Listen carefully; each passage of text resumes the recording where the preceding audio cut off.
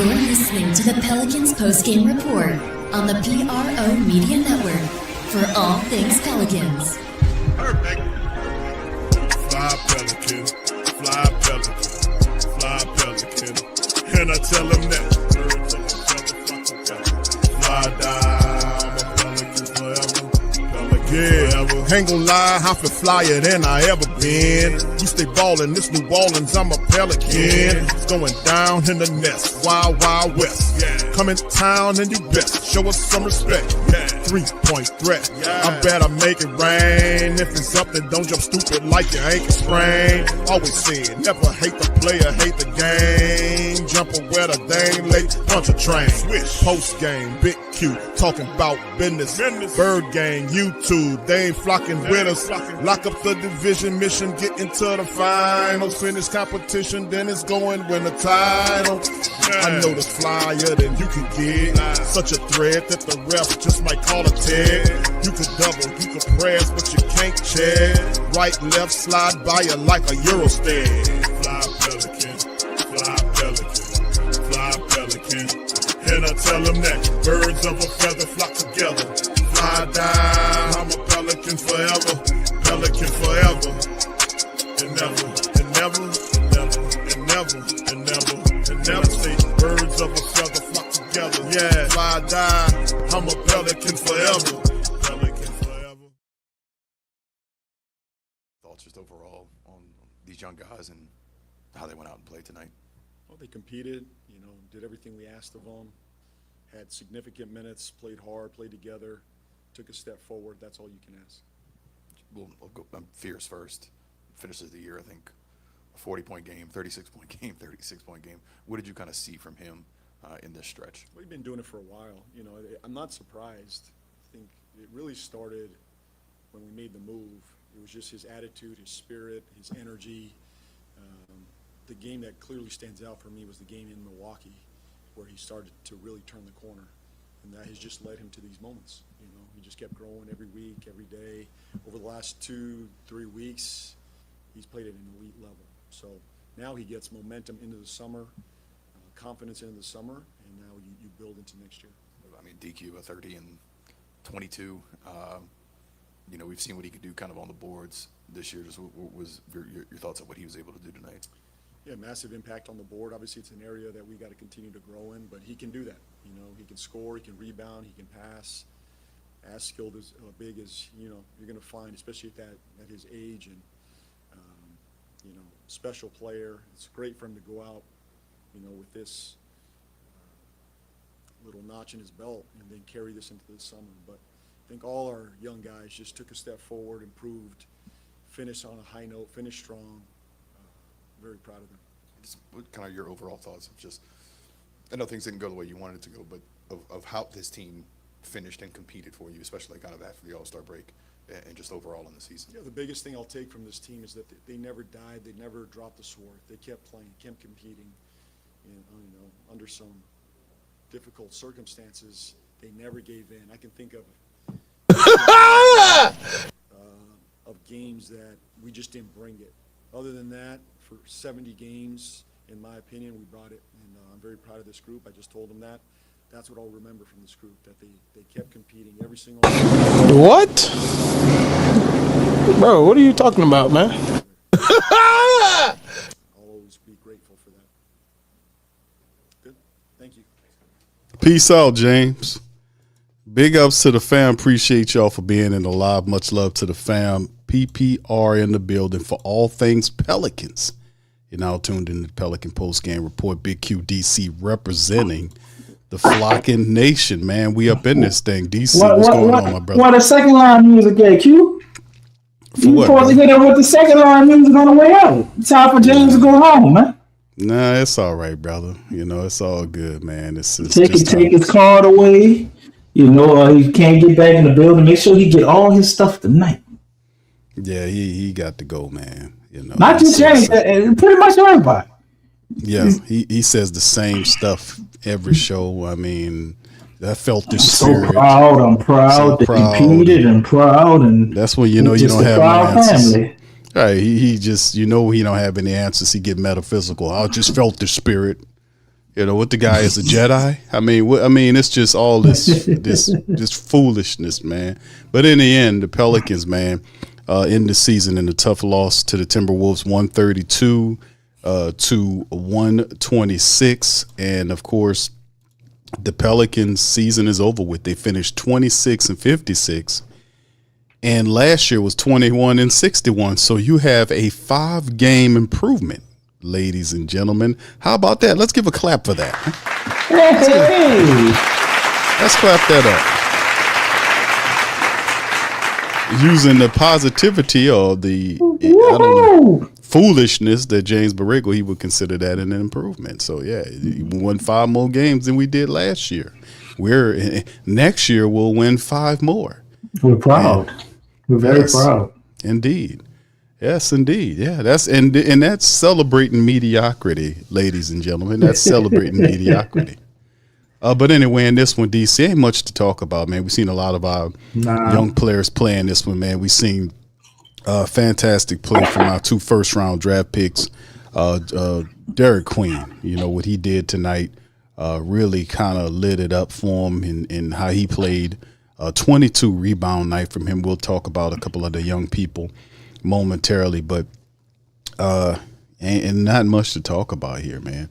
Pelicans on outs lose the game to this team, and you can see a few things here from the statistics just to kind of go over that because we consistent over here to kind of finish out. Y'all can see the big stats there. The field goal percentage, Pelicans 42% on 45 of 108 for the game. They shot 5 of 21 from downtown for 24%. That sucked. They did hit 31 of 38 from the foul line for 82%. That was very positive. Snatched over 50 rebounds. 21 of them was offensive. That's positive. They didn't assist well in this game. Timberwolves tore them up on that 31-20. They did outsteal them 9-5, and they got outblocked 13-6 in the matchup. Had single digits on the turnovers. 9 turnovers, gave up 11 points versus the Timberwolves 11, giving up 21 points. Fast break game was the Pelicans 8-10. Points in the paint was the Pelicans 72-68. And then, of course, we go individual statistics from our Pelicans tonight. And you can see that our young guys in Queen and Fears, those guys were spectacular. Heavy minutes tonight for the Rooks. Jeremiah Fears finished with 36 points just on field goals. He didn't hit a three-pointer. He got field goals and free throws. That's how he got it. 36 points in 41 minutes, 12 of 29 from the field, 0 for 5 from downtown, 12 of 14 from the charity stripe. Did get a double-double for him. He got 36 points, 10 rebounds, 5 assists. He was 5 off from a triple. He had all that going on and only had 2 turnovers, 2 steals, 2 blocks. And Jeremiah Fears, if anything, is him and Queen, above all, Jeremiah Fears. Just looking at what he did, he played all 82 games, had a ton of minutes for the season. So he will be looking really cool and stellar in his second year. Looking forward to seeing them, put him in the lineup. Derek Queen finished the night 30 points in 41 minutes. He was 11 for 28 from the field. He had a 3-pointer, 7 of 8 from the foul line. That man had 22 rebounds. 30 points, 22 rebounds, 4 assists in the matchup, 7 offensive. He was big. Peavy turned it on. Our second-round draft pick had a better performance than what he had the previous night. 41 minutes, 21 points. He was 6 of 12 from the field, hit a couple of threes, 7 of 8 from the foul line, 4 rebounds, 3 assists, and a steal in the block for Peavy in the game. So they were our rookie class for 2025-26 was stellar. You know, they were some good players for us, something to build on.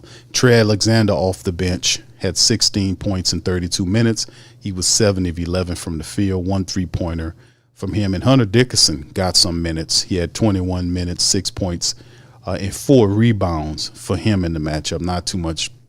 Josh Adoro, who had 12 and 12 the previous game, had 31 minutes. He only had 2 shot attempts. He was perfect, though, 2 for 2 for 4 points, 7 rebounds, a couple of assists for Josh Adoro. And outside of that, everybody else was shut down. Kevon Looney didn't play anything. DeAndre Jordan, Jordan Poole, all these guys were shut down for the rest of the season, and it showed. So, DC, not much to talk about. in terms of the game. It was just what it was. I mean, no breakdown needed. But I mean, you just give your thoughts. What you think about the performance of some of these players, man? Well, I'm liking what I'm seeing out of our trio, man. I think the guys we drafted this year, we knocked it out the park. Jeremiah Fairs looked awesome, although you want that 3-ball to fall. If the 3-ball was falling a little bit, he definitely had another 40-point game, handled the ball a lot, took a lot of shots. He only had 2 turnovers. To me, that's awesome. You know what I'm saying? I know he got 36 points, got 10 rebounds, 5 assists. All of that's great. But just having the ball and being kind of the focal point of the offense, 2 turnovers. Gotta love that, man. Gotta love that. DQ being the first Pelicans rookie to have, it was a 20-20 game when they posted the stat, but he had a 30-20 game. That's huge, man. Both of these dudes splitting up 28, 29 shots. And you just get a kind of a peek of what they possibly could be. Although, you want the efficiency to be better on a night-to-night basis. But I think these are 2 huge performances to end out the year from our rookies. And then you had Michael Peavy, doing his thing as well, man, chipping in 21 points. It's all about the youth movement, right? 7 for 8 from the free throw line for him and Derek Queen. And Jeremiah Fairs was 12 for 14. All of these things are positive signs, extremely positive signs. And you want to see them go into the offseason with confidence. And how can you not be confident doing something like this to end out the season? Although, Minnesota didn't have their starters in it, but man, these are professional NBA players. And everybody who was out there from Minnesota wasn't no damn rookie. So they should be feeling themselves going to the offseason, look to build on their game, do more when the season comes, and just enhance their ability, their IQ, their strength. And I think this is a hell of a start, man, for all 3 of those guys. So that's what I saw tonight. As far as the game itself, my man Trey Alexander tried to make it a game at the end, but it's just a lot of guys out there. It almost looked like pickup ball a little bit at times. And they couldn't get it done. And rightfully so, you playing a Minnesota team, man. The people that won, 49, 50 games this year? They're going to the playoffs. Their whole bench was out there, but they are right. They are an experienced team, and they know how to win, and we don't. So, our expectations on being able to win against a high caliber playoff team, didn't really have any. And the outcome was the outcome. We had the game within reach, and we just couldn't take it home down the stretch after giving them pretty much a 10-point lead the whole second half. They just kind of coasted through, finished the game. Nothing to write home about. So all it was for me is to be able to look at individual performances and gauge from there, man. Yeah, it was. And shout out to Hoffa, Miggy, Jaden, Slim, 504 Cold Bird Talks, RJ the Alternative, J. Cobb, Daniel, Debo the God. Big ups to y'all. Thank y'all for being here in the finale stream. Derek Queen really showed something. I mean, he played heavy-handed minutes tonight. And, yeah, you're right, Hoffa. 22 rebounds, man, is insane. He was out there hustling and showing what he could do. And I think that's what the future is with these guys, with Queen. And remember, fam, these guys played a ton of games this year. If anything, of course, we didn't win anything in terms of wins and losses. I've got a 5-game improvement from the previous season. But the reality is, if you look at the season stats for Queen, look at this. Man, that's excellent stats, man, for a rookie big.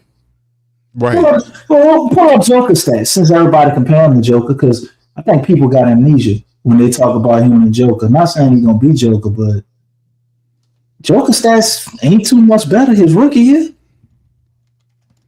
Well, the thing I'm looking at is the games played. That's probably one of the biggest things I'm seeing in terms of my point is about the games they played. Queen played in 80 games. He started 47 of them. He averaged almost 25 points a night. 25 minutes a night, excuse me. And he finished with 11.5 points, 7 rebounds, and 4 assists on almost 48% shooting on the field, from the court, rather. So, 80 games. He played in 80 contests. Remember, he started the year off hurt, missed the preseason, came in, he played 80 games, started 47 of them. Young Fears, he played in every game this year. And I got the statistics right here, as you can see right here. Well, they saying they ain't changed, they ain't fixed it yet, but he played in every game. He played in every game. He started 48 and played in 82 games this year. That's a lot of games. So one had 80, another one had 82. So that's a lot of games for our rookies to develop. A lot of times. So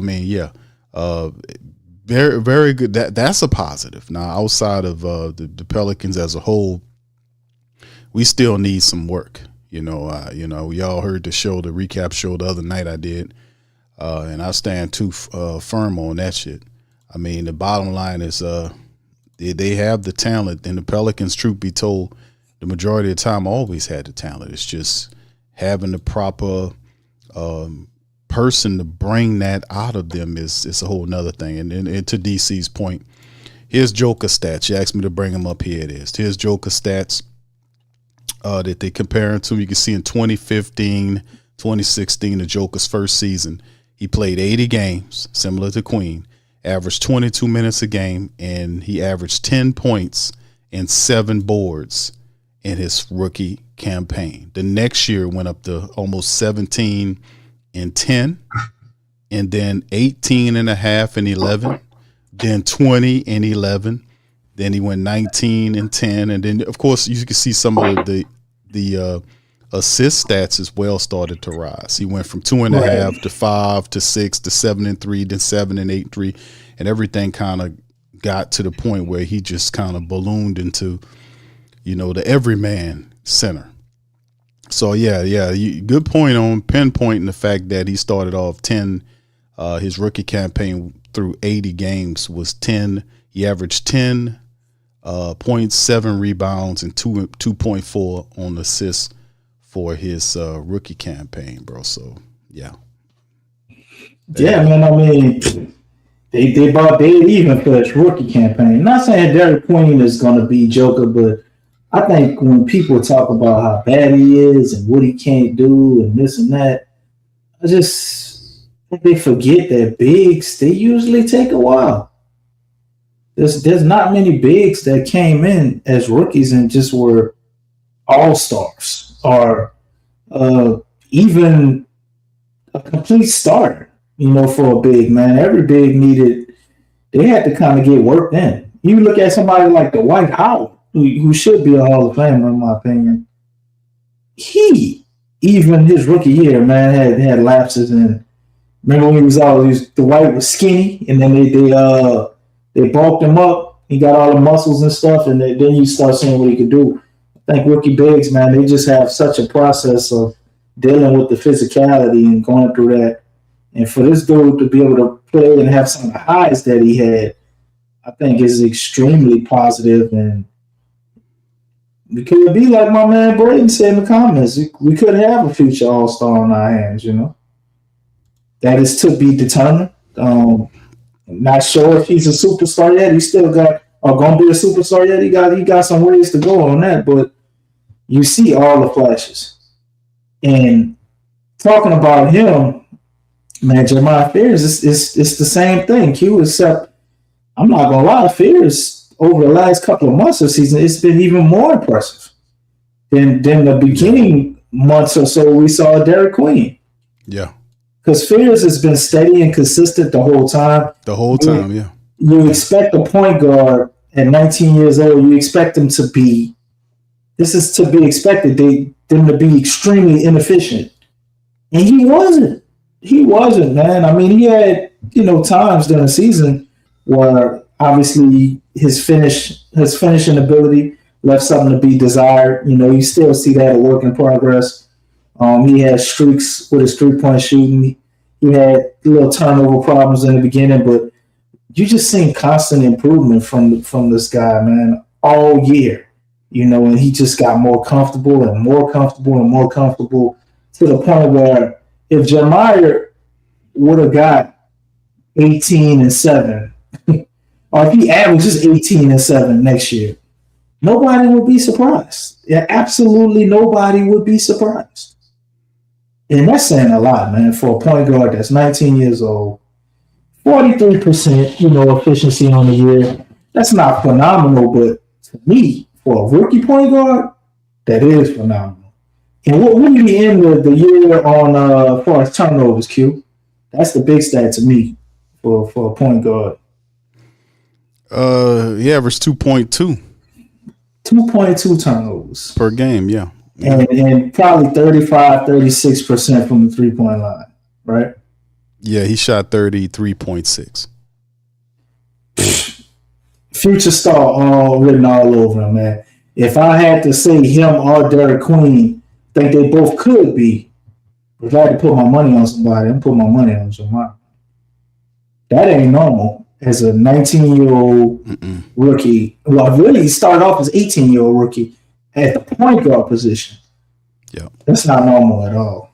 Nah, he's gonna be phenomenal, man. And then the great thing about it is we're gonna see Fierce and Queen because they got a natural chemistry. You can see them playing off each other in the back of the Minnesota game. How they were doing, they had like a 2-man game going on, but. That's the really fun part to watch when you watch these two stars. That's what's exciting about the Pelicans going into the future is how well Queen finished the season playing in all these contests, shooting 43.5% from the field and 33.6 from downtown. 78. He got things to work on, and this is a guy that's a gym rat, but at the same time, he got his numbers up to 14 points a game. 3.5 assists doing this, and this is just terrific play by him, and I'm just looking forward to him and Queen, man, going forward. Let's see what we can do. So, whoever the new leader is, DC, they got quite a group of people outside of just our rookie talent, our young folks. They got a lot of other talent on this team that's tied up contractually that we can, if depending on who the guy is. Who has the right mentality and mindset that can guide the Pelicans to respectability consistently over time. The future's bright, but you got to make the right choice. So anyway, let's pivot, man. Let's go into, there's no PPR preview because, of course, the season is at an end, but I guess we can do a brief off-season outlook. How about that for the family members? What I got on screen right now, this is produced by ESPN, where they're showing some options for the Pelicans going into the offseason in terms of players and this sort of thing. Well, we're going to look at this thing. 25-26 season, the Pelicans, 26-55. They have no first-round draft picks. They have a second-round pick that they were able to collect, number 58. The free agents for the upcoming season, DeAndre Jordan is a free agent. Kevon Looney and Carlo Mekovic both have team options. Looney is $8 million. Carlo is $2.3 million. I can see the team opting out of Kevon Looney. I can see that. That's just what they're going to do. Carlo Mekovic, however, I think the future is with the Pelicans, 2.3 there. Restricted people, we got Hunter Dickinson, Trey Alexander, and Josh Adoro. That's all our G Leaguers. And that's pretty much what it is in terms of players. Everybody else is on the contract. Now, here's a look at the roster state according to the breakdowner. Last summer, newly hired president of basketball operations, Joe Dumars, addressed the 2161 roster he inherited. He said, I thought the core, Zion, Trey, and Murray, and Herb, was really good there, and I thought that if you have a good core, let's build out around that core with the type of players that we need, he told Mark Spears. In 25 offseason, saw Joe Dumars add Jordan Poole, Sadiq Bey, and Kevon Looney, and they drafted Jeremiah Fierce, Derek Queen, and Peavy. But while the core Dumars referred to was plus 9.4 points per 100 possessions when on the court, New Orleans won just 5 more games from last season. A 2-10 start, the firing of Coach Willie Green, Injuries, struggle to find an identity, fears learning curve as an NBA facilitator, all contributed. The Pelicans was a bottom 5 on offense and defense through December the 31st. Dumas has elevated the upside of the roster when healthy, or whether time has run out and a change is needed. 14 players from the current team are under contract next season, including Williamson, Murray, Jones, and Murphy. The offseason finances look like this. New Orleans is $4.8 million below the luxury tax and $5.8 million under the first apron. The Pelicans have until June the 29th to exercise options on Kevon Looney, $8 million, and Carlo Mekovic's $2.3 million. The decision on Looney will determine if New Orleans has a part of its non-tax mid-level exception available. The Pelicans also have a 13.5 and a 4.5. So you got 13.5 and a 4.5 million trade exception. But using either would hard cap them at the first apron. Top front office priority. So we ain't got much wiggle room there. The Pelicans do not have a lottery selection, obviously, right? We know about this. After Green was fired, assistant James Borrego was elevated to the interim role. Dumas was clear in his vision for the franchise after Borrego replaced Green. Joe said it's establishing that we are going to be a team that plays hard every night. At the time Green was fired, that's still what I'm looking for right now, and I had that conversation with James this morning. Dumas had nearly 6 months to evaluate whether to remove Borrego's interim tag or hire another coach. Borrego has made a strong case, according to the writer, especially from the All-Star break. These people don't watch the Pelicans, bro. When New Orleans ranked in the top 15 in both offense and net rating. How many wins did that net you? 5 more? The improved play during the stretch was a result of Murray returning. Borrego committed to a small ball lineup with Zion at center.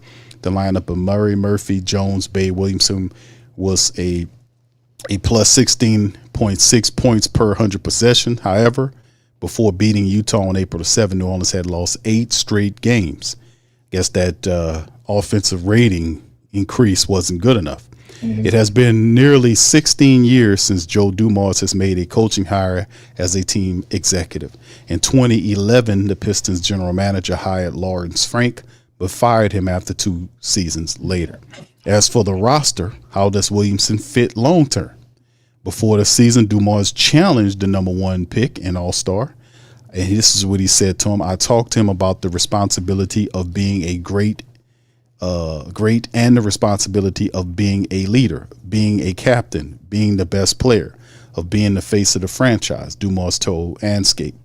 I talked to him about how all of those things come with responsibility and how it's time now at 25 to embrace those responsibilities. Williams missed 9 games in November because of a hamstring, but still managed to play more than 60 games for the 3rd time in his career. Williamson trailed only Giannis for the most points per game this season and had 41 games of at least 20 points despite a career low usage rate. With games played and weight criteria in contracts, and his contract expected to be met, his $42.2 million salary for next season is guaranteed. Before the season, Williamson from 26-27 season came with 0 salary protection. He has 2 years remaining on his contract and is eligible to extend this offseason. Now, extensions to watch. For more than 16 months, Saddiq Bey was a forgotten player. He tore his ACL in March of 24 while with the Hawks and was traded to the Wizards in the ensuing offseason. He signed a 3-year contract with the Wizards, then missed the entire 24-25 season while rehabbing his knee. Now with the Pelicans, as a part of the 25 trade that sent McCollum to Washington, Bey has been the most consistent player on the roster. He is one of 3 players, Fears and Queen are the others, who play at least 70 games this season. In his 64 starts, Bey averaged 19 points per game, shot 46% from the field and 38% from downtown. Bey held opponents to 47% shooting as the closest defender per Genius IQ tracking, which ranks 8th among players to defend 550 shots this season. He's entering the final year of his contract and is eligible to sign a 4-year, $93 million extension. Other extension eligible players are Jordan Hawkins at the rookie scale, Poole, who's 4 years, $213.5 That's why million. we already extended Jordan Hawkins. We did. We might. Matter of fact, we did. We did pick Right, up so his. hold on, that must be a misprint. Well, we picked up his. Then we pick up his The $8 option. million option, yeah. Yeah. So Poole, 4 years, $213.5 is eligible to sign the day after NBA Finals. What? Yeah, at the NBA Finals. Yeah, if that's what 4 you want to go. years, 213. Boy, nobody paying that boy. He ain't getting half that. Nah, he ain't getting that kind of money, but they're just telling you what he eligible for. Carlo Makovic, 4 years at 93 as of July the 13th. Wait, what? Zion at 3 years, $178 million a day after the finals. And DeJounte Murray, 4 years, 180 plus as of July the 9th. This shit is crazy. This ain't even real money, bro. I don't think this ain't even real money, though. That shit crazy. Team needs. Rebounding continues to be an issue for the Pelicans. A year after finishing 29th in defensive rebounding percentage, New Orleans finished 28th this season. So he's a spot better. Pelicans allow the third most second chance points in the league. And there's a lot more you can fill in this team needs, like poor coaching, poor communication, not getting back on time. Offensive rebound is in the identity. It's supposed to be bred into the identity of the team. Them guys be breaking the opposite way before the goddamn ball is in the air. Before you even know if the shot gonna fall, they break in the opposite way. They don't give a crap about offensive rebound from an idea standpoint. That's why they suck at it. But nonetheless, there's other things I could add the team needs. Future draft assets. The Pelicans have 7 first-round picks. 4 that can be traded. From the Murray trade, New Orleans will send a 2027 top 4 protected first rounder, the least favorable between its own and Milwaukee, to Atlanta. The Pelicans have 5 second rounders available. I'm going to say that again. The Pelicans have 7 first round picks, 4 that can be traded. From the Murray trade, New Orleans will send a 27 top 4 protected first rounder, the least favorable between its own and Milwaukee, to Atlanta. The Pelicans have 5 second rounders available. DC, that is the Jose trade, yeah. We got all our Devontae Graham second round draft picks back. You got the flow, brother. Yeah, man. I mean, winning some deep shit. You know, from the outlook, man. I mean, hearing it all, nothing caught me by surprise until you got to those extensions and looking at those numbers, man. Zion at 177 mil, broken up into 4 years. Just all of those numbers are crazy for all of those players. And I'm trying to figure out how the hell is Zion criteria 177? Not that that's low. That's extremely high from him. If it's not a drastic jump in what we've seen from last year. But Jordan Poole is eligible for $213 million? Like, what are they basing this shit off? How is Carlo eligible for $92 million, bro? Like, what's going on? Are these numbers legit? Is this like a misprint? I think the Hawkins is a misprint, but the Poole situation is saying they're eligible.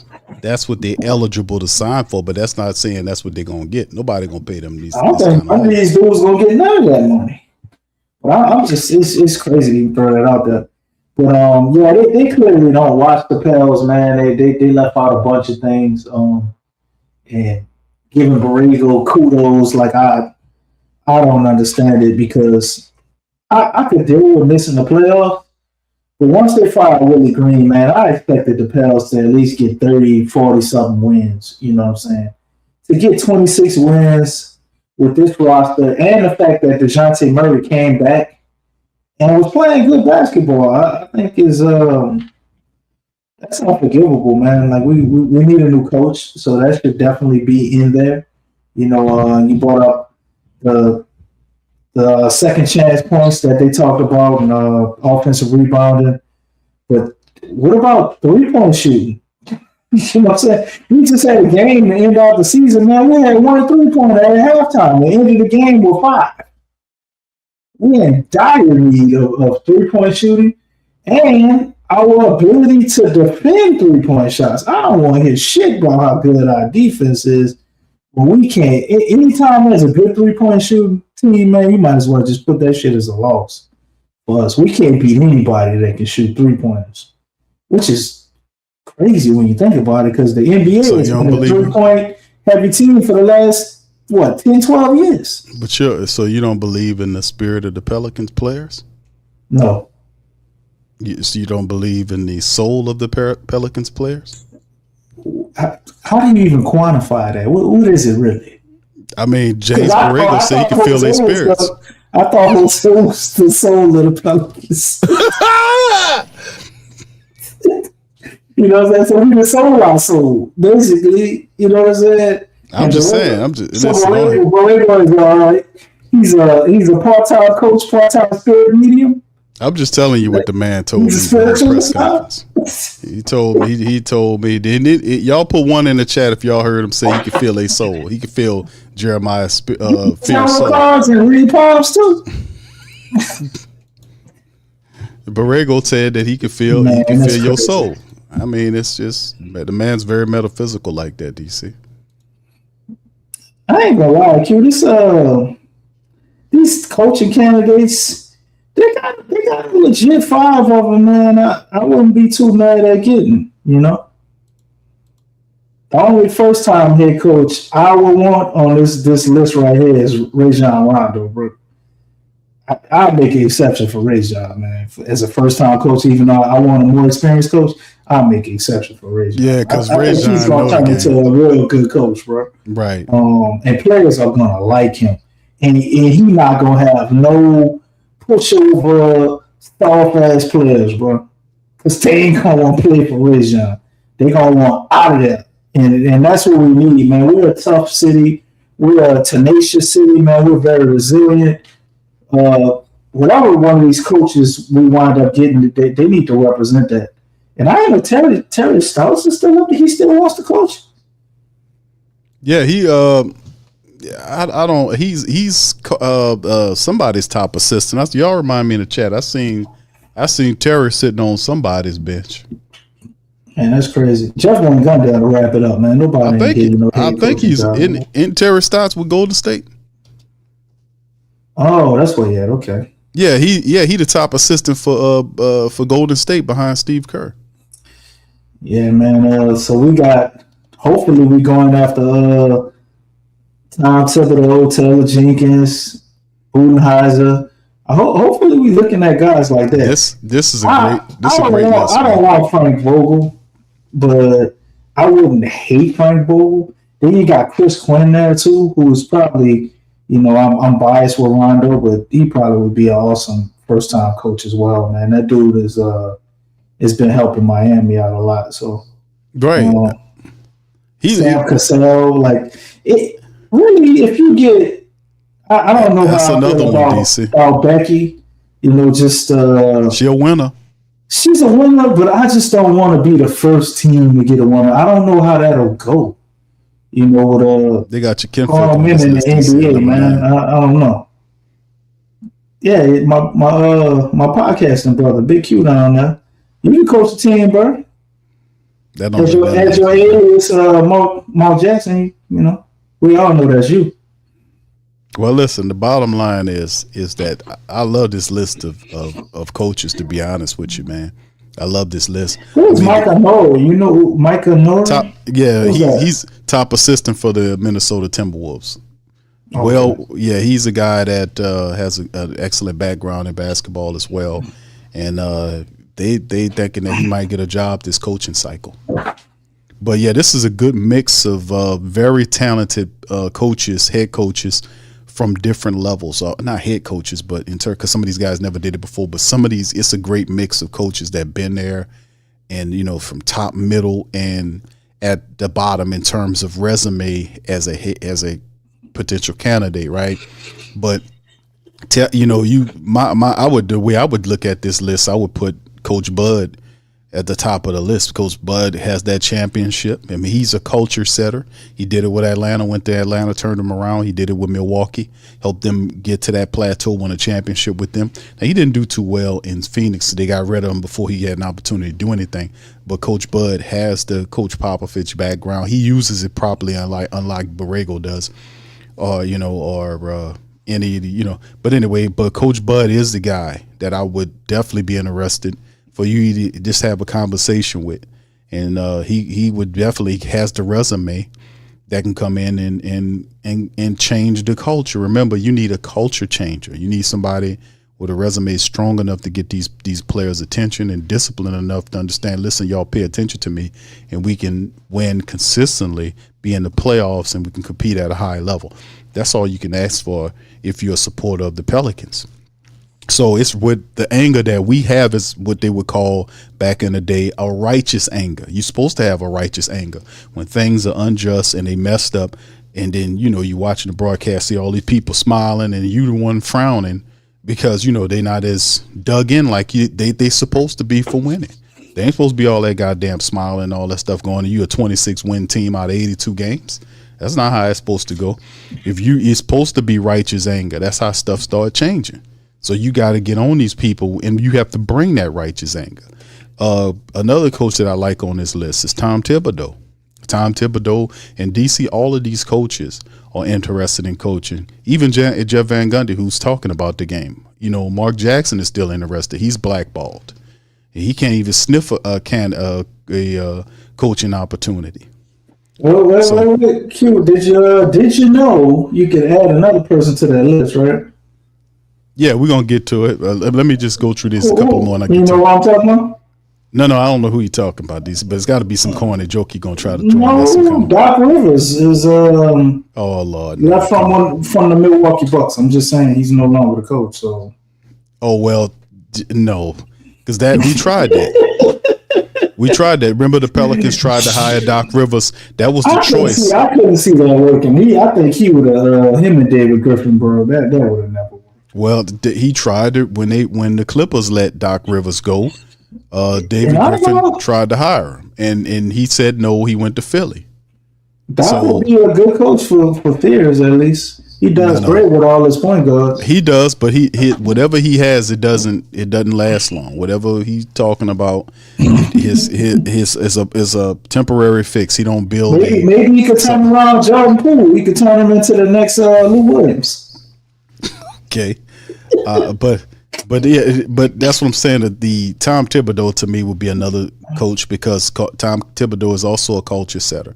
He did it with Chicago. He did it with Minnesota. He did it with the Knicks. Remember, he the one that made the Knicks a respected team before they got rid of Tom Thibodeau and brought in Mike Brown. So I mean, he's a tough, defensive, gritty-minded coach that gets respect. He'll work the piss out of you. Ain't no doubt about that, DC. He'll work the piss out of you. But Tom Thibodeau is another guy that set culture. He will change your losing team into a winning team. He'll get them to be smarter. He'll be tough, man. All his teams are tough. All his teams are tough, right? They're tough and they're durable for the most part, man. Because he's gonna run your ass into the ground. So yes, your body gonna catch up. I don't know what his off-season program is. But man, his starters, they all play for like 40 minutes, man. Right. Yeah. So I mean, I'm not gonna lie. I know it goes against the theory we have, and being injury prone and all of that. But I think that's kind of what we need. Not necessarily that it has to be him, but we need a really old school or just a tough-minded coach. You obviously want the offensive innovation and the new genius level stuff that people come up with, but we really need somebody who has that throwback mentality, man. Because we're too soft, too malleable, too go along and get along, go with the flow type team, man. We need to become a lot more rigid. So, right, if they did pull off a Thibodeau, I wouldn't be mad at it. Yeah, that's the part of the game that's really the best, man. It's like you got to have the decent, you want to find a coach. You got to know what's wrong with the team. And that's the number one thing. You got to want to hire a coach. He has to be able to have the recipe from the past or the attributes to be able to change the culture of the Pelicans. The Pelicans have talent. It's just getting these guys to play at a high level. And we need a tough, smart coach that has experience in changing culture. And having a championship ring helps because it'll get their attention. Tom Thibodeau don't have a championship ring, but he does have a lot of experience in turning teams around and getting them to work. You won't outwork his team. Taylor Jenkins is another guy that a lot of people like. He went up there, DC, and he became the all-time winningest coach in Memphis history. He bypassed Lionel Hollins. He bypassed Dave Yeager. These were really good coaches, and Taylor Jenkins was able to leave out of there, unrighteously. I think they got rid of the man. But Taylor Jenkins is a hell of a coach. And we know that one of these teams, Doc Rivers got fired. That means Taylor Jenkins, one of these teams, I think that they're trying to aim at Taylor Jenkins. He is rumored to be a coach that Milwaukee or Miami, not Miami, or Orlando. They have Milwaukee, Orlando, and it's another team that are looking at Taylor Jenkins because he wants to get back as a head coach. Chris Quinn is another dude that has all that experience. He's a respected assistant, Spoelstra's top dude, really a basketball-minded coach. Somebody's going to get him eventually. Sam Cassell been waiting a long time, got a lot of good information, good game instructor. Rondo is a savant. Rondo's a basketball genius. It's only a matter of time. I don't think Mark Jackson gets an opportunity. I don't think the Pelicans are that type of team that's going to say, hey, Mark, you've been out of the game for a while. Come, we'll give you a shot. I'd be interested if he'd be willing to take a role like, say, Terry Stotts has as the top assistant or something like that on somebody's team. Is he willing to do that? He knows too many people just to be sitting there. Does he want to be an assistant or, something like that? And then Mika Noor and all these other guys, these are respected guys at some level that eventually going to get an opportunity. Frank Vogel's on here. He has a championship. And Frank Vogel has if you throw up Mosley, DC, or and this is not galvanizing names, but if you throw in Ham and Kevin Ollie and Jamal Mosley, and then if Frank Vogel's there, I'm going to say, man, go with Frank Vogel. I will go with Vogel over any of them names because he is a basketball guy. He's a defensive guy, and he's been to the big dance. So, but the Pelicans have to be able to go and talk to at least most of these people here, and I don't know if they will. There's no pipeline connecting the Pelicans to any of these people. Now, we know Rondo played for the Pelicans for a season. Stan Van Gundy's brother, Jeff Van Gundy, shouldn't be on this list at all because he's been removed far too long. But a lot of these people have no connection to the Pelicans. And will the Pelicans conduct an honest search? Are they going to really do a real search as opposed to say, okay, Darvin Ham, we want you to come and be the coach? I don't want Darvin Ham to be the coach. I don't want Kevin Ollie to be the coach. And I'll tell you why. These are not culture changing coaches. They're not tone setters, or they're not culture setters. These people are coaches that did it for a little while. It's just not enough resume for me in terms of that, and they're just not on that level. We've done that before. We had Willie Green here where he was a rookie, he ain't know shit. He left out of here not knowing shit. So we need to find somebody that know what they doing, that's done it before, like a Coach Bud or a Tom Thibodeau or even a Taylor Jenkins. I would even settle for a name like that. Something people look at and say, that guy's a winner. I believe he can do it. Not these old other guys. None of these names excite. So hopefully the Pelicans do a decent coaching search. DC, go ahead. Yeah, man. Hopefully, you back to selling that. Said Becky Hammond. Now, hey, y'all don't sit here and laugh at Becky. Remember, Becky's a winner, man. Becky is she comes from the Popovich tree. Becky was on them Popovich team. She was an assistant coach with Coach Pop. I'm just not sure how you got a woman owning the team, DC. you got a woman owning the team, but I don't know how that translates to winning for us because I don't know how a new set of players where you have to build and establish an actual culture, right? Along with the pressure of having to deal with the fact of her being the first woman coach in the league. I just think it's too many things for us to juggle and deal with in our current condition. I think Becky Hammond needs to be a coach for an organization that's already established, that has like a culture built in already, right? We don't even have a damn identity, you know, and you have her coming in and doing that. I don't know. I just think some of that pressure would need to be managed and taken off of her, man. Coming in and being the first ever NBA woman head coach, man. Woman head coach. That's too much for us to be able to overcome. She did win other things that we have to deal with. You know, she won 3 titles in the WNBA. Oh, she yeah, won 3 championships, and she a Hall of Famer. With pop. You know what I mean? Like she's certified. I'm just saying. I think it probably would work with Zion. Zion probably would take to that. He seems to like one of the coaches. You know, he had the relationship with Teaspoon. Somebody put what about her in the chat, and really, I don't know how everybody else would take that. Like I don't know, man. Now, I don't think it happens anyway. I think Coach Joe Dumars is more than likely going to hire a man coach here. And you're right. I think eventually it will happen. Because you talk about you have to be leaders of men. That's a tall order for any woman, to be real. But I do think it's possible with the right circumstances, the right woman, and as well as the right team and players. I think it's something that could happen and be successful. But I don't think you could put Becky just anywhere and that's going to work out.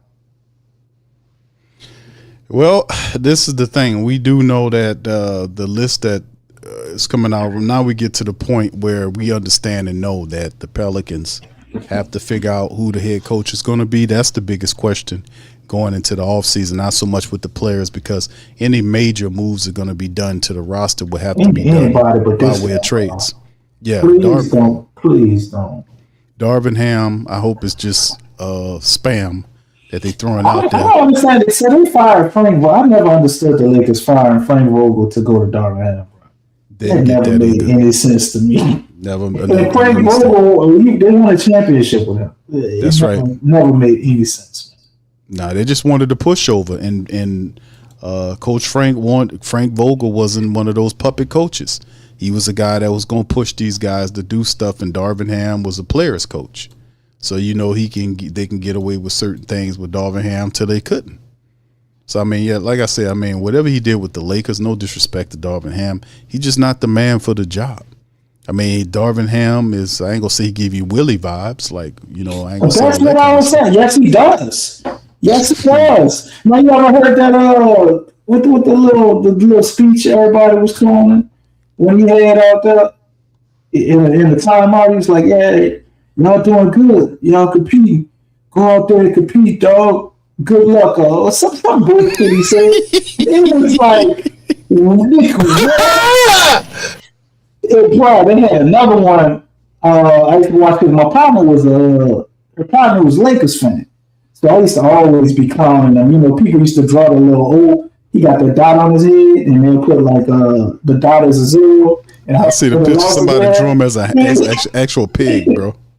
That's messed up. They had him as a pig. He had a timeout where he was talking about appearing to go over a play that he was drawing up, and then on the clipboard when he was drawing the play, they were shit on the kid.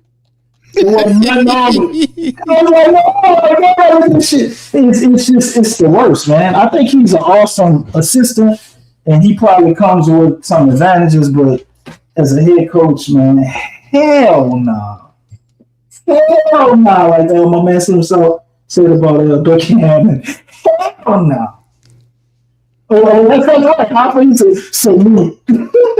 Y'all out there doing a good job. Compete. Go hard on the dudes. Salute. What? What the hell is that? I don't get it, man. There you go, Q. What's going on here, bro? What's going on here, bro? He's struggling to draw up a play.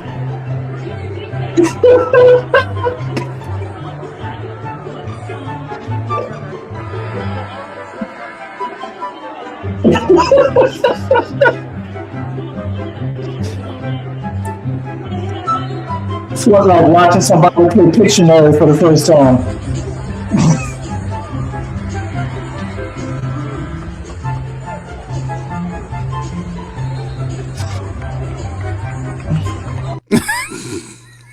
That's terrible, man.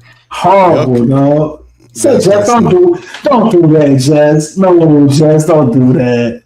Just so y'all laughing, he probably gonna be the coach next season. He would be the worst option. I think anybody else would put on that. What's the dude there? The dude up there, I don't even know who he was. I think he'd be a better coach than Darvin Ham.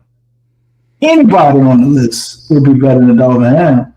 Scratch everything I said about Becky Ham. Go Becky Ham. Anything would be better than Darvin Ham. This is Willie Green 2.0.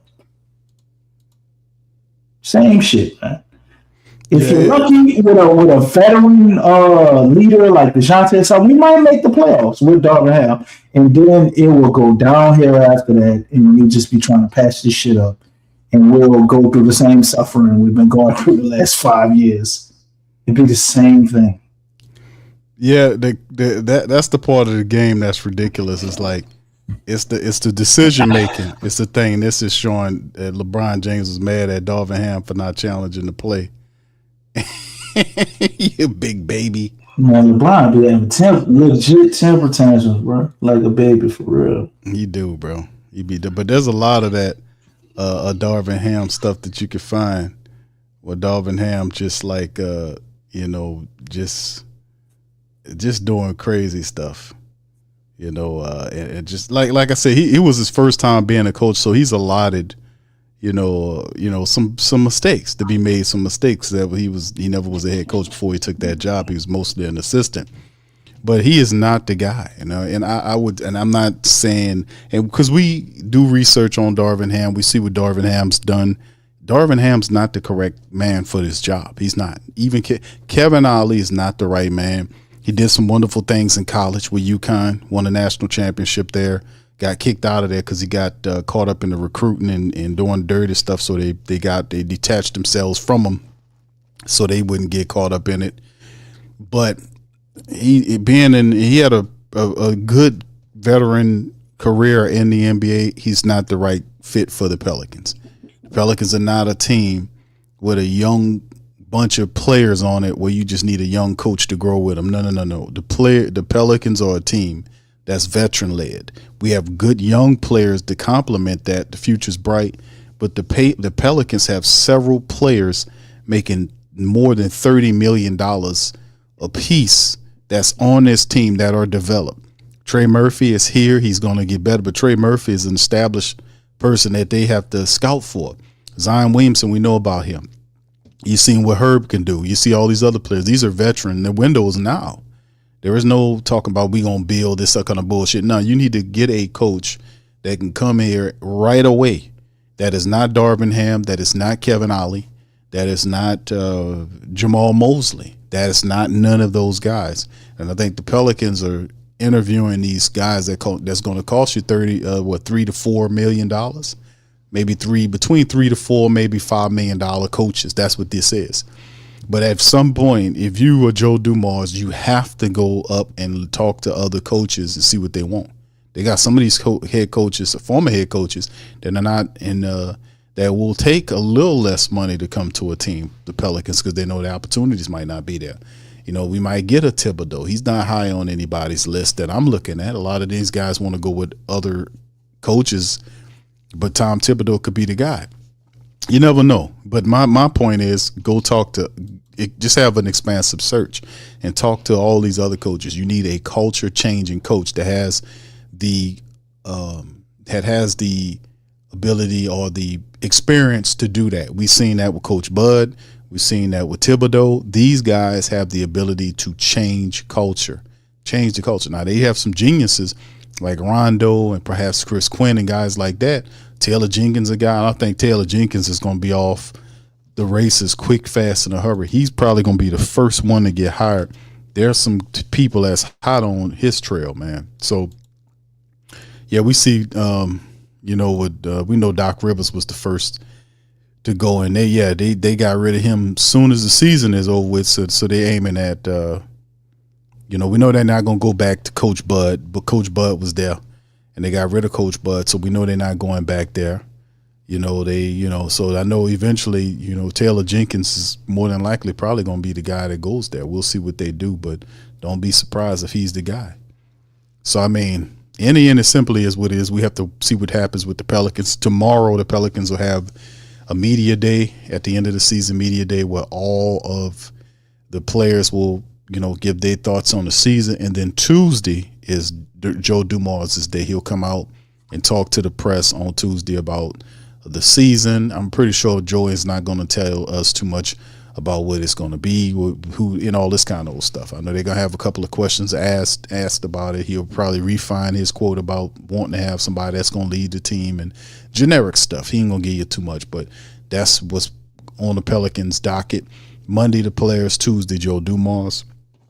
And that's what I'm interested in, to hear what's going on there outside of that. But that's what it is so far. Anyway, go ahead, DC. Thoughts on that, man? I don't really have no thoughts on that, Q. To be honest, man. I'm really serious believing with me, man, as far as this.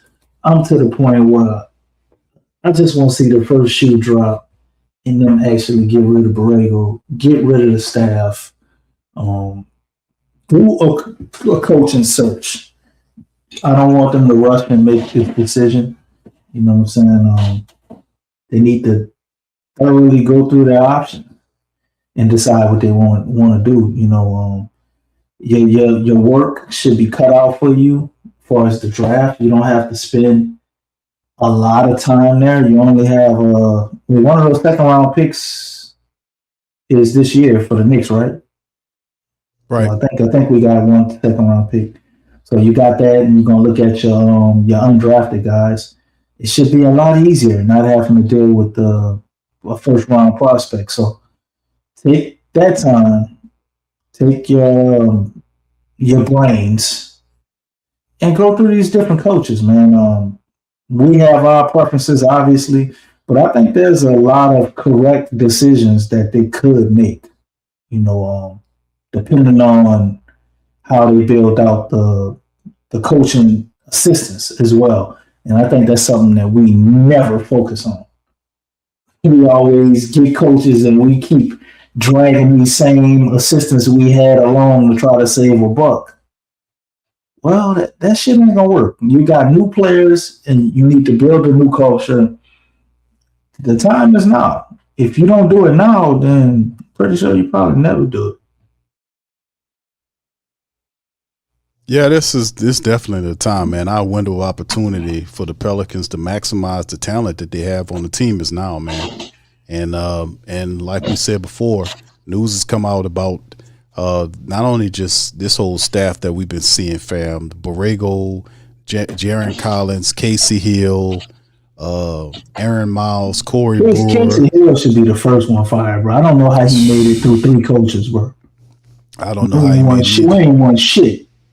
I don't know how Casey Hill made it, man. I don't know what it is. He got a mean brown nose game or something going on. I don't know what's happening with that. But these other people, man, as well. So, yeah, this staff, like we talked about this starting the season off, that it's a very underwhelming staff, to be honest with you. Very underwhelming. And you look at this staff and be like, man, these people here. But, yeah, this is, Michael Hopkins was the only change the Pelicans had this former season, and he was the former coach of the Washington team. Was it Washington? I want to say he was the guy that came over. This was Troy Weaver. Troy Weaver's selection to add him to the team. So I don't know. He might stay around. I don't know. But the athletic side of it, the athletic training side with all these other guys, a lot of people on this side of it, that's contracts are coming up due. So Joe Dumars does have some some work to do in terms of that. So the health staff and the coaching staff, these are the only other things that he hasn't done anything with. He wasn't allowed to get rid of the coach, because if he had, I think he would have fired him at the start of the season. You don't give Willie Green an opportunity to start the season off, and he didn't even have the respect of the people. He lost the team and never gained them back. And then that's of course was Gail Benson's fault for doing that, because she was trying to keep him there. She destroyed the season. She started that. Then the next thing that occurred was we got Borrego. We thought Borrego would play with more fire and intensity, and they did play better. It just wasn't enough. He doesn't have enough toughness in his soul. He's too weak.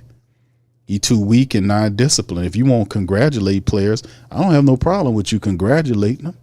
But if you have to also do the opposite of congratulating. You got to also break foot off in the ass and all this kind of stuff. If you're going to lift them up, you got to also, give them the real. You got to do that. You can't sit up here and do all this old stuff and don't want to chastise these players like you're supposed to, but you won't over love on them and all this bullshit. No, we need a coach that ain't afraid to toughen players up. The Pelicans are too dumb from a defensive standpoint. They failed to communicate this entire season on the defensive end. They don't know how to offensive rebound. They don't communicate on defense. They're still too wobbly on fundamental stuff like free throws and all this kind of stuff. The fundamental aspects of the game, they really poor on it. You match them up against a Miami, a Boston, or OKC, or any team that you name that is strong on fundamentals, they beat the shit out the Pelicans. Pelicans will keep up with them up to a point, and then next thing you know, it's just a run, because they're not grounded in fundamental. You need a coach that can come in and teach these people, build a team from the floor up. You gotta, in that mentality, they gotta toughen up. I'm tired of hearing people talk about the Pelicans as soft. But we hearing the man keep saying this man come from the bad boy culture where they used to knock people down on their ass and beat Jordan up. Like they beat the hell out of Jordan coming up in there when they was playing them. They messed you up. But the reality is, how do you have that experience and then you didn't build a team with Ben Wallace and guys like that on, you come here and this team here, the coach talking about loving on the players. And they got 20-something odd wins. Fool, if you don't get your sad, you know what, up out of here, man. We done with that David Green bullshit. That's why all these coaches that got that soft temperament and all that bullshit soft temperament, because it's really the coaches have to be upset about the losing. You look in the face of these coaches don't even look like they give a damn. The last several years, they just be sitting up there looking strange. They can't motivate players to get upset and play with intensity of force. They can't challenge them to improve noticeable, losses in their game. Like I'm still sitting up here saying whoever the big man coach is or the developmental coach for Zion Williamson, how they paying him a check and he looking at Zion every day, but he don't challenge Zion Williamson to become a better player. Challenging him to shoot mid-range shots and this sort of thing. Challenging him, to take the shot. Like we see AD in the games telling him, pull up. And he refuses to do it. He got that floater he'll use. But how do you got a guy we paying that kind of money to and he got one move, and that's to beat you up inside? How you don't have a mid-range shot is beyond me. I mean, it's just aspects like that you see from the young people. Well, we seen Queen coming here, Queen shooting threes, mid-range shots, and getting around the hoop. I'm like, that's what I'm talking about. This guy's stuck in one level. It's like his transmission broke or something. And he only stuck at this point. He can't get to the next level. You can't challenge himself to do better that way. You can't compare yourself to any of these great power forwards of the day. And all these people had all-around games. Shit, Charles Barkley was shooting threes and mid-range shots and will go to the paint on your ass. Karl Malone the same way. Karl ain't shoot a lot of threes, but if you left him out there, he will try a three on you. He had mid-range game too. So like I said, there's a lot of great forwards that I remember. Derek Coleman, all them dudes, they had three-point shots, mid-range game, and inside game. If you going to call yourself a big, you got to do better than that, man. So at some point, somebody got to be dealing with that. So that's the point. A guy has to come in here and he got to do a lot. That's not Darvin Ham. Darvin Ham don't know enough to do that. Neither does Kevin Ollie at the NBA level. Neither does Jamal Mosley. He did some very nice things in Orlando. He beat us every time he played him. I don't know how many games we ever beat Jamal Mosley, but it couldn't be that many of them. They done won like 9 games in a row on us. So we don't beat Jamal's Orlando team often. When we do play them, they usually beat us. So I guess he has that over the Pelicans. That's because of shabby ass coaching. But anyway, we need a greater coach. No disrespect to those men, but they're not qualified for what we got going on here. That's the proper term right there, family. These guys, Ham, Ollie, and Jamal Mosley, are not qualified to coach the Pelicans because they do not have what it takes to turn this team around and make them play consistently. Guys like Thibodeau, guys like Coach Bud, maybe Taylor Jenkins, guys like that have the temperament to do that. They can culture change. Ham ain't culture changing nothing. Neither is Kevin Ollie. You need a culture changing guy that grab a hold of a team and gather the respect, get them to work their asses off, and throw out all this old losing stuff that they like to do in clutch time moments. All that, and force them to communicate. You got to be able to force them to talk to each other because they talking about they cool on and off the court, but they don't talk to each other on that court. They don't communicate and tell, I got this guy, I got this guy. They still running the switch offense and the defense, and they don't know how to switch. They've been doing it all season long. So, like I said, man, that does not qualify. Ham and Kevin Ollie and Jamal Mosley are disqualified for what we got going on here. We need somebody that can come in right away that done did it before. You're going to have to spend some goddamn money, Joe. You're going to have to spend some of Gail's money because she ain't doing nothing but wasting it anyway. You got to spend some of that money to get the proper coach down here because we don't have a long window on Zion or Trey on Herb and all these players. We don't have a long window. We can't have another experiment. You got to go and get a guy that changed the culture and get in here and win right away. You done used up all your time. You got to do that. You got to operate that way. That's all I got. Go ahead, DC. Yeah, man. You know what it is at this point. What will they do? Because I don't know, Q. This season, thought would be different. Didn't expect them to do a whole lot. I know we had one more year, but I didn't expect this and it to be this underwhelming. And the whole thing with Willie Green staying as long as he did really just sabotaged the whole season.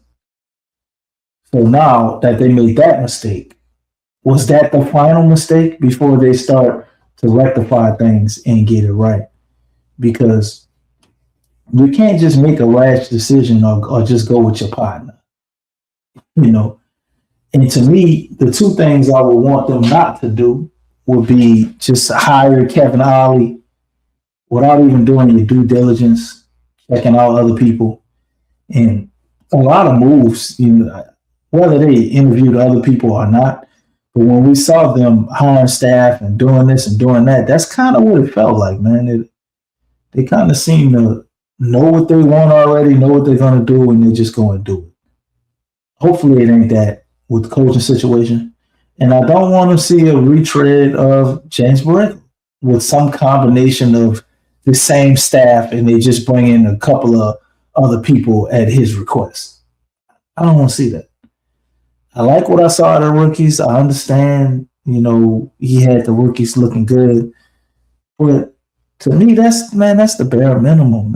You've been in the NBA how many damn years? You've been a head coach. Your rookies are supposed to improve, right? If you're at least a coach being able to coach at all.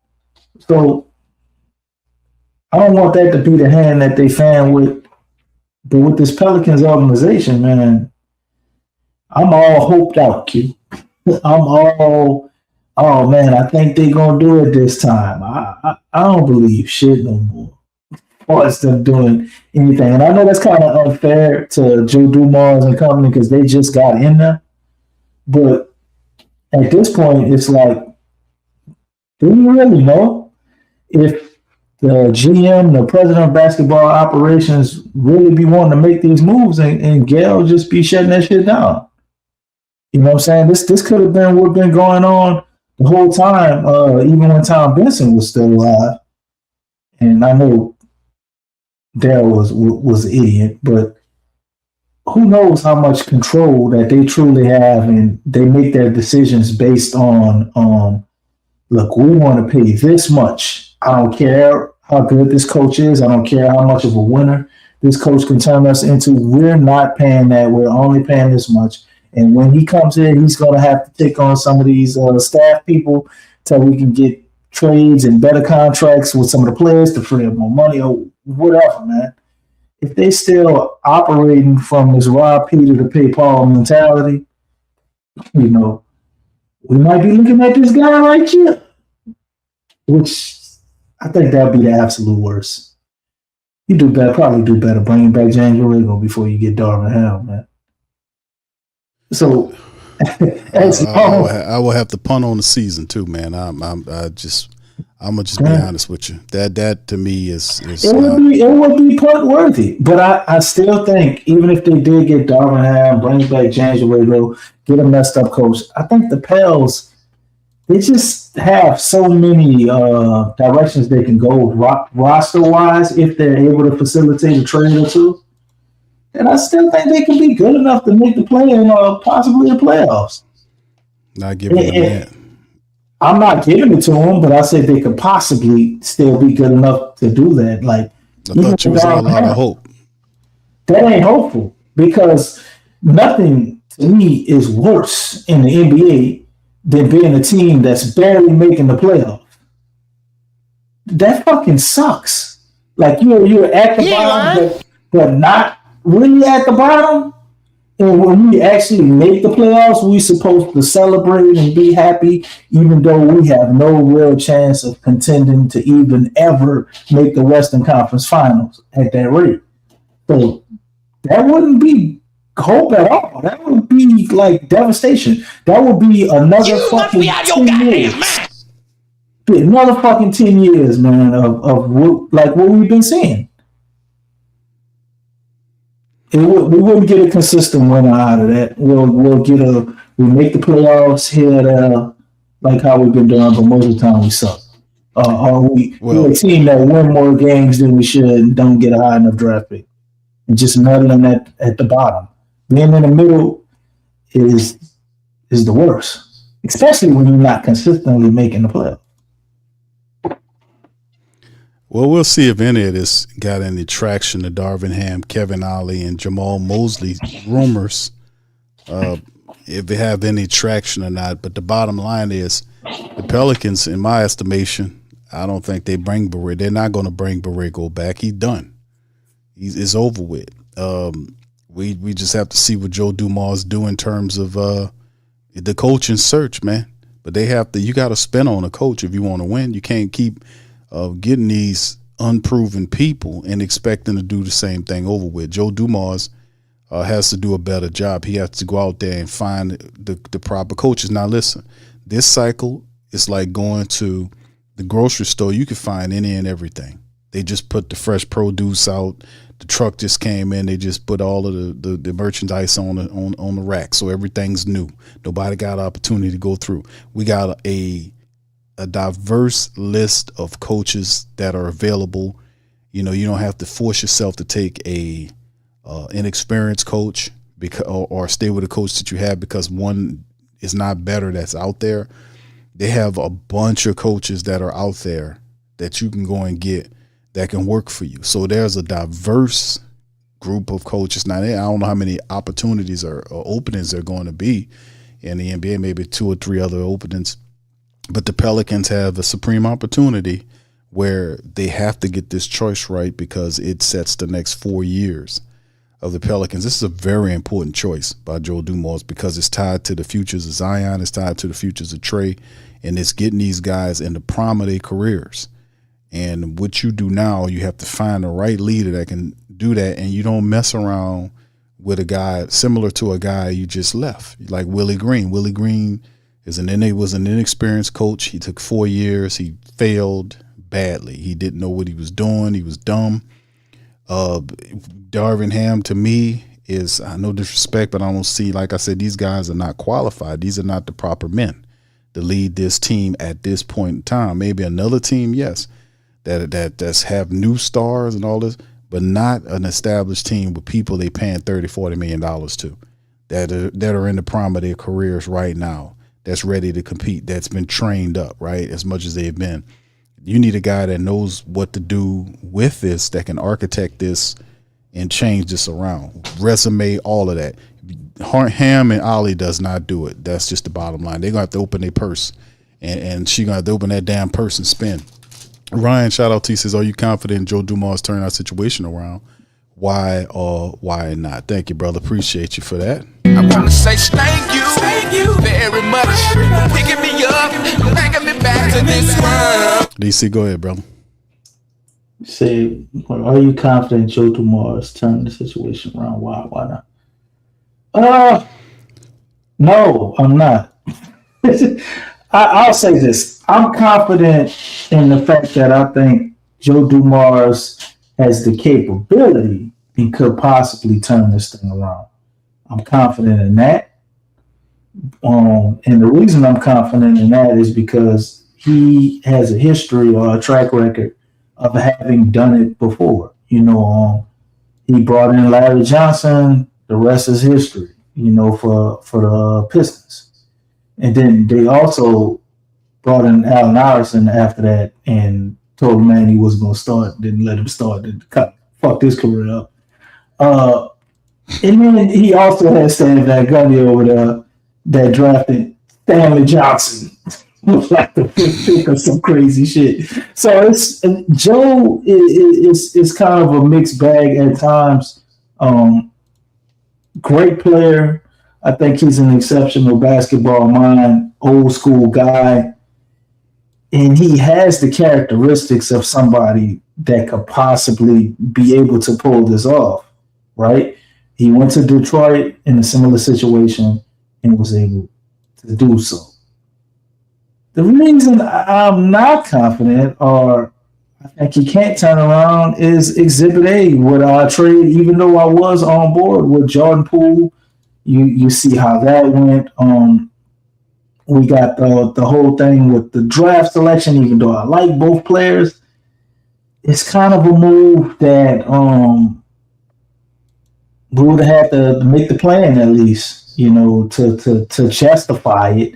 Now it looks kind of foolish because we're 11 pick, don't have a draft pick. Although I'm okay with the players we got, but man, wouldn't it be really great to have a draft pick right now? You know what I'm saying? So it's just some moves. I think I'm not gonna say they're not fully thought out, but maybe short-sighted. Maybe they're overestimating. Maybe it's the fact that he's rusty and hasn't been in the front office in a while. But it's just so many factors or things I can point to that didn't go the way that I would like or want them to. The fact that, I know me, if I took the job, I'm like, look, Ms. Benson, I'm taking the job. I got to fire Willie Green and get my own coach. No.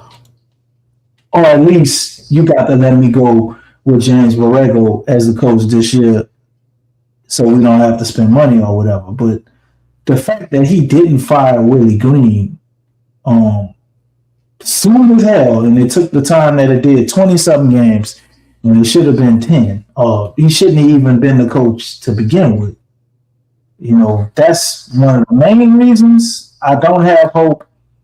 And whether that was his call or Miss Benson's call or not, don't really matter, because if it was Miss Benson call, then it's like, okay, is it going to be Miss Benson call on the coach? Do we have to hire a nice man? You know, I don't really have hope or confidence or anything because of those things, man. This is really like a 50-50. We had a crossroads with the Pels. The last 6 years have not played out anywhere near the way we would have thought they would. We had this treasure trove of picks, and we were the youngest team in the NBA with the most promising future, and that shit got us right at the bottom.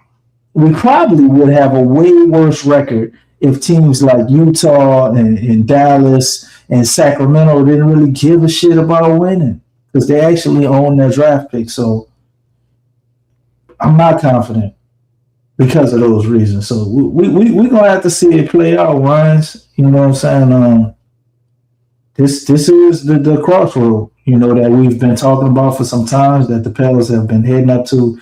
You have to make a choice whether you're going to be a team that's a good tax write-off and good, clean, pocketable money from Ms. Benson, or you're going to actually be a franchise that wants to compete and is concerned with actually winning. So that's right, Slim South. Gail loves them yes men. Yes, she does.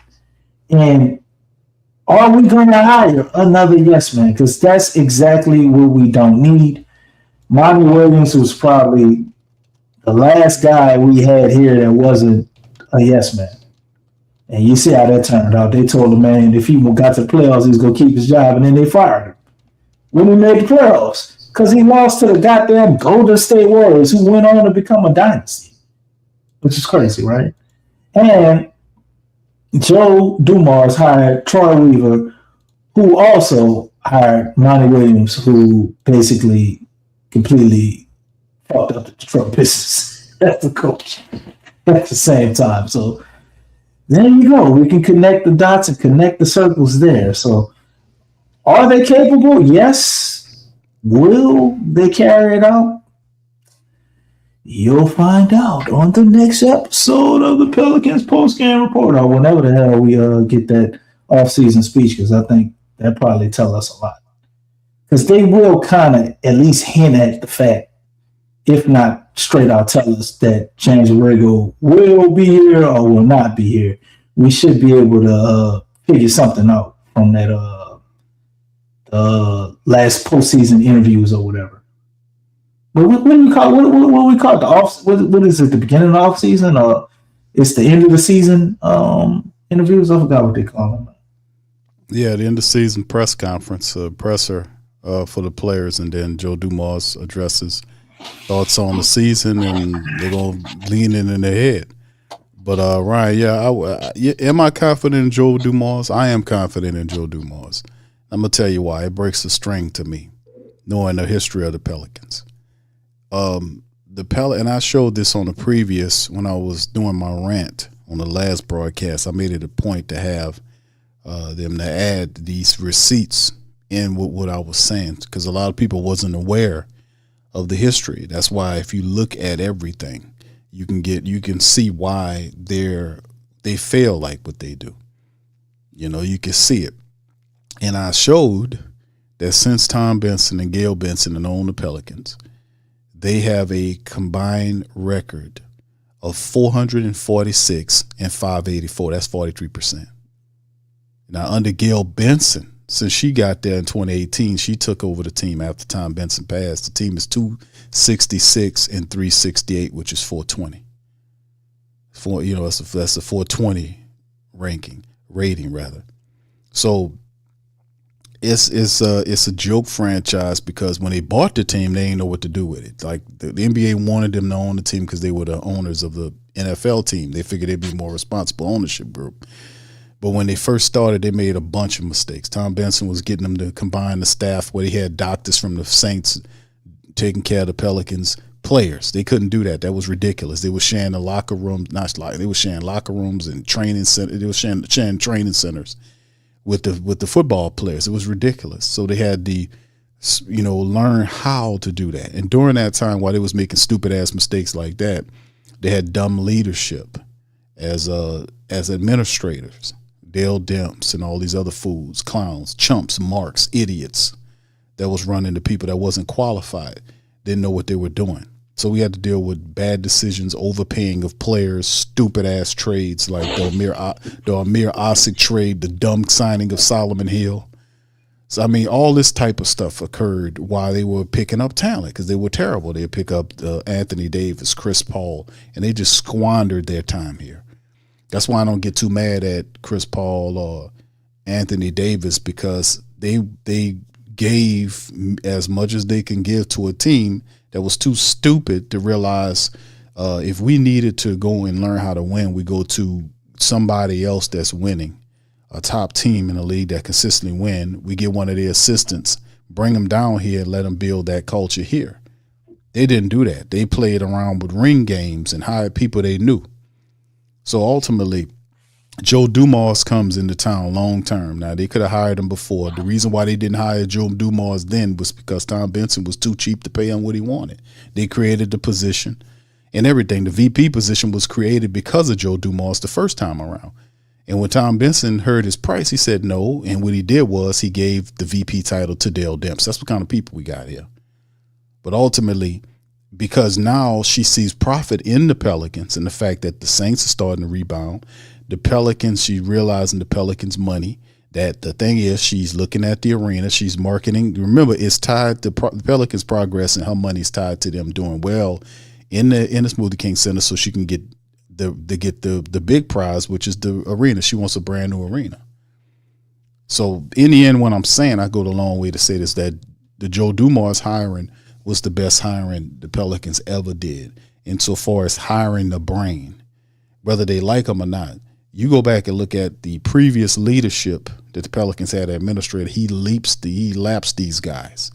The guys can't even compete. I mean, his resume as a player, Hall of Famer, his championships as a player. He won one as an exec. That's so beyond what they are used to. So that changes. That's a behavior pattern right there. And the Willie Green thing was kids play, child play. That's from an owner that don't know what she's doing. She's hiring and keeping people around because she like them. And it takes the support base to bring righteous anger. We did it with Dennis Allen when she had to step in and command Mickey Loomis to fire Dennis Allen. That's how we got him out of here. A year later, we do the same for Willie Green. Stupidness.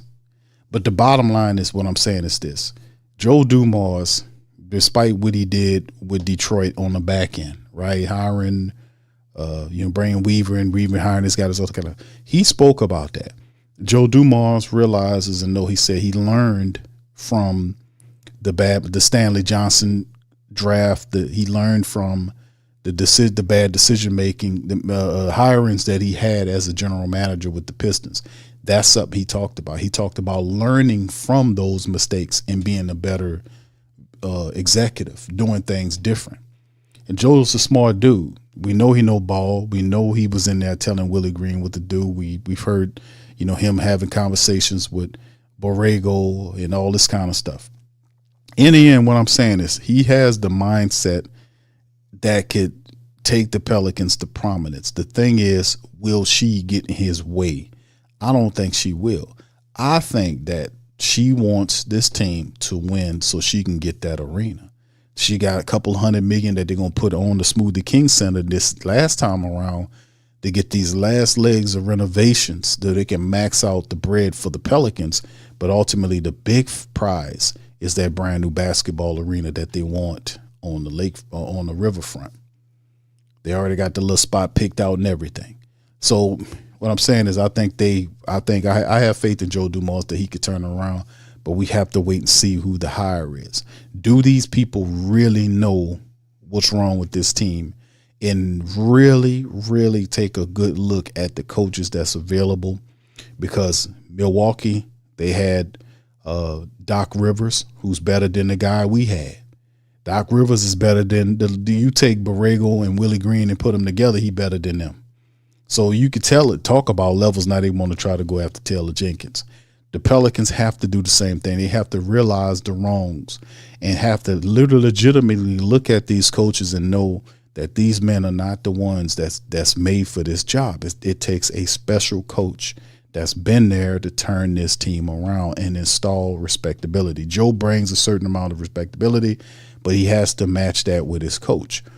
Only a certain kind of coach can turn this stuff around for the Pelicans and have them consistently playing in the playoffs and ultimately have an opportunity to play for a championship. That's a certain kind of coach. That is not Kevin Ollie. That is not Darvin Ham. That is not Jamal Mosley. They have to aim higher and they have to be able to open up the pocketbook and pay the guy. That's the bottom line. That's all I got. Anyway, DC, you want to respond to that, man? Shout out to you, Ryan. Appreciate you, man, for the super chat as well.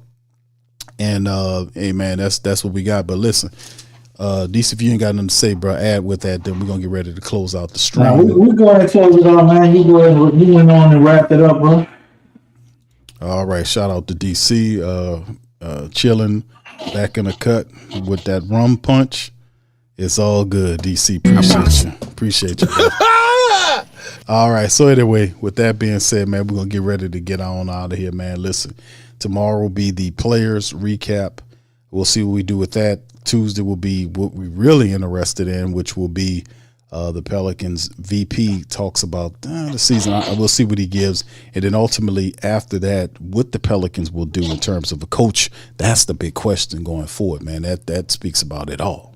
So anyway, that's all I got, man. Y'all hit the like button, hit the subscribe button. By all means, feel free to share the show on your social media feed. Big Q DC representing the Who Dat Nation.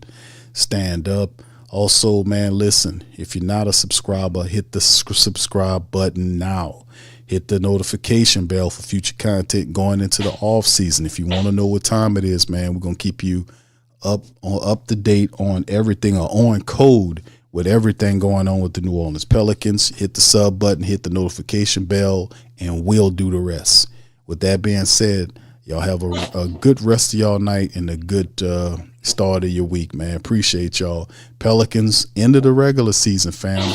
So, DC, congratulations to another year of PPR, man. We went through an 82-game season. Shout out to the family for completing as we get ready to go. I don't want to overstep it, but this is a close of a chapter. The regular season is over with, and the Pelicans did what they do, but nonetheless, you guys succeeded. We were here and covered it all, man, every damn game.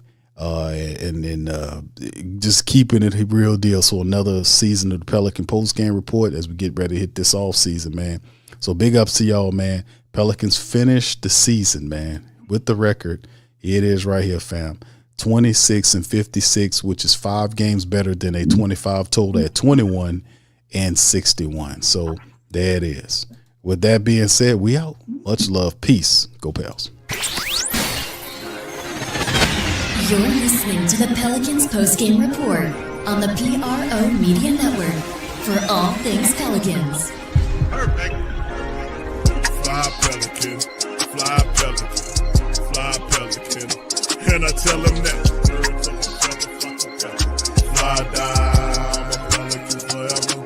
Pelican, ain't gon' lie, I feel flyer than I ever been. We stay ballin', this New Orleans, I'm a Pelican. It's going down in the nest, wild, wild west. Come in town and do best, show us some respect. 3-point threat, I better make it rain. If it's something, don't jump stupid like your ankle sprain. Always saying, never hate the player, hate the game. Jumper where the dame late, punch a train. Post game, Big Q, talking about business. Bird gang, YouTube, they ain't flocking with us. Lock up the division mission, get into the finals. Finish competition, then it's going win the title. I know this flyer than you can get. Such a threat that the ref just might call a tag. You could double, you could press, but you can't check. Right, left, slide by you like a Eurostag. Fly Pelican, fly Pelican, fly Pelican. And I tell them that birds of a feather flock together. Fly down, I'm a Pelican forever, Pelican forever. And never, and never, and never, and never, and never, and never say birds of a feather flock together. Yeah, fly down, I'm a Pelican forever, Pelican forever.